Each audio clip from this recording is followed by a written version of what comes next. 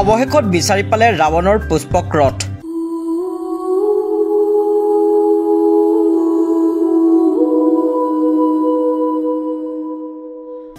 সাগৰত উদ্ধাৰ হ'ল ৰাৱণৰ পুষ্পক ৰথ।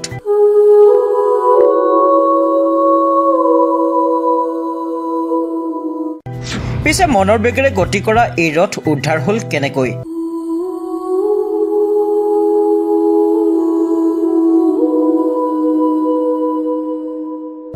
এটা ভাইৰেল ভিডিঅ' য'ত সাগৰৰ তলিত দেখিবলৈ পোৱা গৈছে ৰাৱণৰ পুষ্পক ৰথ।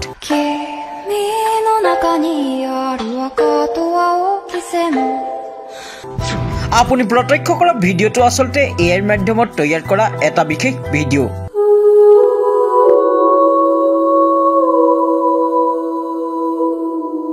ৰাৱণে ধনৰ দেৱতা কুবেৰৰ পৰা পুষ্পক ৰথ কাঢ়ি লৈ গৈছিল। পুষ্পক ৰথ বহুতো বিৰল ৰত্নেৰে আবৃত আছিল আৰু ই মনৰ গতিৰে গতি কৰিছিল। পৃথিৱীখন এতিয়া আৰ্টিফিচিয়েল ইণ্টেলিজেন্স অৰ্থাৎ এআইৰ অন্তৰ্গত।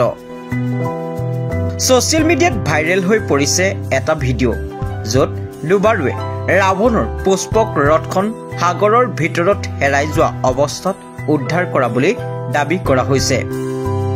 অৱশ্যে এই ভিডিঅ'টো বাস্তৱ নহয়, এআইৰ সহায়ত নিৰ্মাণ কৰা হৈছে। ভিডিঅ'টো আপুনি পানীৰ তলত এখন আচৰিত বিমান দেখিবলৈ পাব। ভিডিঅ'টো চোৱাৰ পিছত আপুনি একেবাৰে নিশ্চিত হ'ব যে ৰাৱণৰ পুষ্পক ৰথখন এনেকৈয়ে আছিল।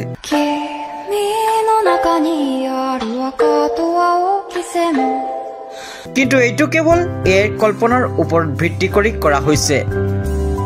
জনা যায় যে ৰাৱণে ধনৰ দেৱতা কুবেৰৰ পৰা পুষ্পক ৰথখন কাঢ়ি লৈ গৈছিল।